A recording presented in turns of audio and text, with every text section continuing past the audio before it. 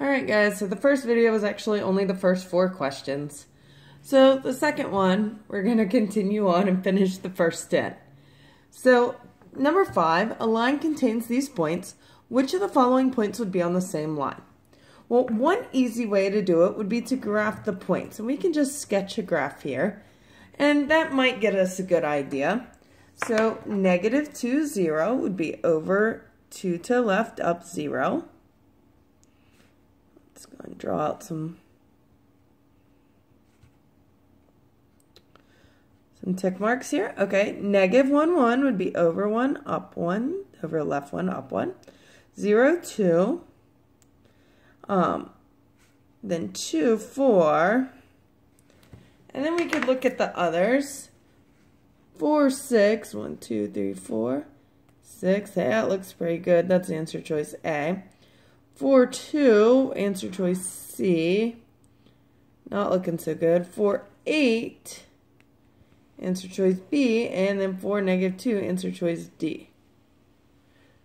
So if we look at those and we were to extend our line, a normal graph, a coordinate plane would be a little better rather than just sketching it, but that looks like point A is the one on our graph.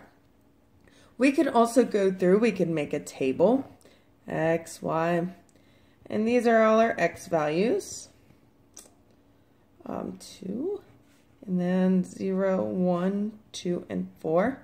And we could kind of follow our pattern here. This is going up by 1, 1. Oh, this goes up by 2. This goes up by 1, 1. Oh, that goes up by 2. So this next one is going to be 4 something. So that's a jump of 2. So based on my pattern here, it either jumps 1 and 1 or 2 and 2. Which the change in Y over the change in X. If we do 1 divided by 1, that's 1. Or if we do 2 divided by 2, that's still 1. So it's showing our slope here is really going to be 1. But if this goes up 2, and this were to go up 2 as well, that would put us at 6, which is what we got before. Alright, so question number 6. This asks us to write an equation slope-intercept form, or y equals mx plus b, for the line whose slope is negative 3 over 2, and which passes through a point to negative 3. Well, we know the slope, we know a point, we're going to have to start with our point-slope form. So point-slope form looks like this. And again, we have the minus here and here. That's just the opposite of the y and the x in the ordered pair. So I'm going to go y. Now, my y in my ordered pair is this negative 3, so I'm going to do the opposite and positive 3. My slope stays exactly the same. And then I have x. The x in my ordered pair is 2, so I'm going to do opposite. I'm going to do negative 2. Now, if I'm trying to change it into slope-intercept form, my very first step is going to be to distribute. So y plus 3 equals negative 3 over 2x. And then negative 3 over 2 times negative 2. A negative times a negative is a positive. And 3 over 2 times 2, again, we can check with this with the calculator. So if we want to do a fraction, alpha y equals negative 3 over 2 times negative 2 would just give us 3. So that's still not quite in slope-intercept form yet. We still need to try and get y alone here. So I need to subtract 3 on both sides. And I get y equals negative 3 over 2x. And 3 minus 3 is 0. I can leave it as y equals negative 3 over 2x. I could also write as plus 0. It doesn't matter. One quick note, when we have something where the y-intercept is 0, that actually tells us that's going to be a direct variation. So a direct variation, remember, is basically just slope-intercept form, but it always goes through 0 for the y-intercept. That's got that proportional relationship. And then just another note, our slope here is negative 3 over 2. And again, our y-intercept is 0. All right, next one we're going to look at number 7 here. Oops. All right, so number 7. This tells us again, write an equation in slope-intercept form. So again, y equals mx plus b form. Now this one's a little different. It says for a line whose y-intercept is 9, okay, y-intercept is 9, so b is 9, and whose slope is the same as this equation. So the slope in this equation, our m, is our 3. So all I'm really having to do is write an equation slope-intercept form where my slope is 3 and my y-intercept is 9. So I'm going to write y equals 3x plus 9, and that's actually it. Now, number 8, write an equation slope-intercept form. Okay, y equals mx plus b, and the more I write this, the better it's going to help that stick in my memory. So it describes the line with an x-intercept of -2 and a y-intercept of -3. So this is actually giving us 2 points. Now, quick reminder, your x-intercept is where your line crosses your x-axis. At your x-intercept, your y is always going to be 0. Your y-intercept is where your line crosses your y-axis. At your y-intercept, your x is going to be 0. So an x-intercept of 2 actually means we have a point of, -2. We have a point of -2, 0. A y-intercept of 3 means we have a point that is 0, -3.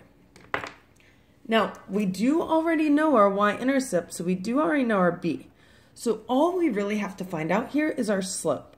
So this is my x for my first, my y for my first, x for my second, and y for my second. So quick reminder, our slope formula. All right, so let's plug in what we know. So our y from our second ordered pair is -3, minus our y from our first one is 0. Our x from our second one is 0, minus our x from our first one, which is -2. Now, just like we talked about before, minus and negative really means positive. It means plus, adding. So this is 0 plus 2, which is 2. And in the numerator, -3 minus 0, that's still just -3. So our slope here is -3 over 2. And again, we need to use our y-intercept of 3. So we can just go straight to slope-intercept form. You could use point-slope form and change it around. There's really no need to, though, so we can just do our y equals m, so -3 over 2, x, plus b, or in this case, -3, because we had a negative. Again, if you did choose to use point slope and change it around, it won't be wrong. You'll just end up going through a few more steps. And so I know if you guys are anything like me, you're going to want to do it the easiest way possible. So you got to make sure you're looking for what it's giving you. All right, number 9, we are asked to write this equation 5x plus y equals 10 in slope-intercept form. So y equals mx plus b form. We're just being asked to get the y alone in this equation. So this is one of our easier ones. In order to get the y alone, we just have to move this 5x. So that's a positive 5x. So I'm going to subtract 5x on both sides. That just leaves us here with y. And on the right side, we have a negative 5x and a positive 10. And that's it. That's our answer. We don't have to worry about anything else there. All right, number 10. What is standard form? Okay, we're getting into a different form here. Remember, standard form is our ax plus by equals c. Oops, equals c. A couple of rules about standard form. First of all, your a value cannot be negative. That's your number for the x. None of your values can be fractions or decimals, and your a and b your x and y have to be on the same side. So it's giving us the point 2, 4, and it's giving us a slope. Well, if we know point and slope, we're going to have to start in our point slope form. So here again is our point slope form. So I'm going to have y, and then the y value of my ordered pair is 4. The opposite positive 4 is -4.